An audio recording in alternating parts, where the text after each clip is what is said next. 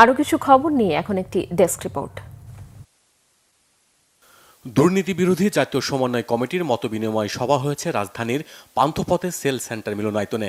Bangladesh judicial service অ্যাসোসিয়েশনের সাবেক সভাপতি মোহাম্মদ রফিকুল ইসলামের সভাপতিত্বে এতে বক্তব্য রাখেন সাবেক মন্ত্রী নাজিমুদ্দিন আল আজাদ, সাবেক বিচারপতি ডক্টর মোহাম্মদ আবু তারিক, সাবেক বিচারপতি এমদাদুল হক আজাদ, সাবেক আন্তর্জাতিক বিচারক ডক্টর মোহাম্মদ শাহজাহান সাজু, কায়ম রেজা চৌধুরী, রিহাবের সাবেক সভাপতি প্রকৌশলী আব্দুল আওয়াল, ঢাকা বিশ্ববিদ্যালয়ের অধ্যাপক ডক্টর সৈয়দ মোহাম্মদ শামসউদ্দিন এবং দুর্নীতি বিরোধী জাতীয় সমন্বয় কমিটির সাধারণ সম্পাদক সারোয়ার ওয়াদুদ চৌধুরী সহ অন্যরা।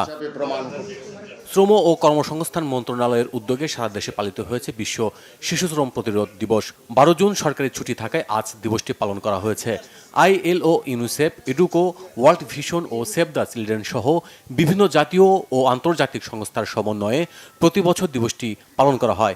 ইতিমধ্যে শিশু শ্রম নিরসনে জাতীয় কর্মপরিকল্পনা 2021 থেকে 2025 প্রণয়ন সহ বিভিন্ন নীতিগত ও প্রাতিষ্ঠানিক ব্যবস্থা গ্রহণ করেছে সরকার।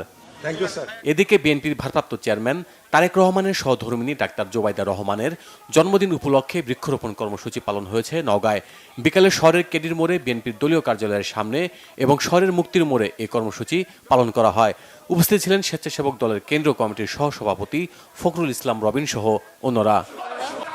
জুলাই অভ্যুত্থানের চেতনায় কল্যাণমুখী রাষ্ট্র গঠনে আত্মপ্রকাশ করতে যাচ্ছে নতুন রাজনৈতিক দল বাংলাদেশ রিপাবলিক পার্টি। সকালে রাজধানীর বাড়িধারায় দলটির আত্মপ্রকাশ নিয়ে আনুষ্ঠানিক সংবাদ সম্মেলনে এ ঘোষণা দেন দলের আহ্বায়ক অবসরপ্রাপ্ত লেফটেন্যান্ট কমান্ডার মেহেদী হাসান। তিনি বলেন, সবার উপরে দেশ এই মূল মন্ত্রে উজ্জীবিত হয়েই দল যাত্রা শুরু করেছে। এ সময় উপস্থিত ছিলেন দলটির প্রধান উপদেষ্টা সেলিম প্রধান ও অবসরপ্রাপ্ত মেজর রাকিবুল হাসান সহ আরও অনেকেই। সারা বিশ্বের সাথে গ্লোবাল ফ্যাটি লিভার ডে পালন করার লক্ষ্যে জনসচেতনতামূলক আলোচনা সভা করেছে হেপাটোলজি সোসাইটি। সকালে সুপার স্পেশালাইজড হাসপাতাল ও বাংলাদেশ মেডিকেল বিশ্ববিদ্যালয়ে এর আয়োজন করা হয়।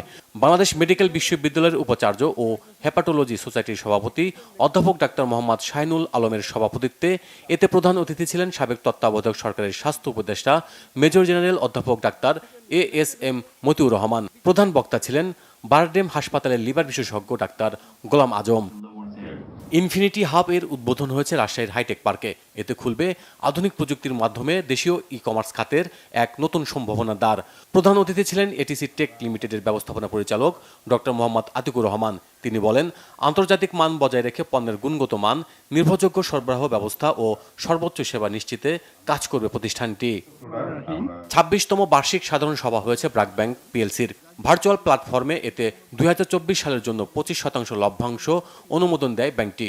ব্যাংকের চেয়ারপারসন মেহেরিয়াম এম হাসানের সভাপতিত্বে উপস্থিত ছিলেন ভাইস চেয়ারপারসন ফারুক মঈনুদ্দিন আহমেদ। পরিচালকদের মধ্যে ছিলেন ফারজানা আহমেদ, আনিতা গাজী রহমান, চৌধুরী MAQ সারোয়ার ও লীলা রশিদ। সভায় ব্যাংকের ম্যানেজিং ডিরেক্টর তারেক রেফাত উল্লাহ খান ব্যাংকের প্রতি অবিচল রাস্তা রাখার জন্য শেয়ার হোল্ডারদের ধন্যবাদ জানান। Bangla vision news desk.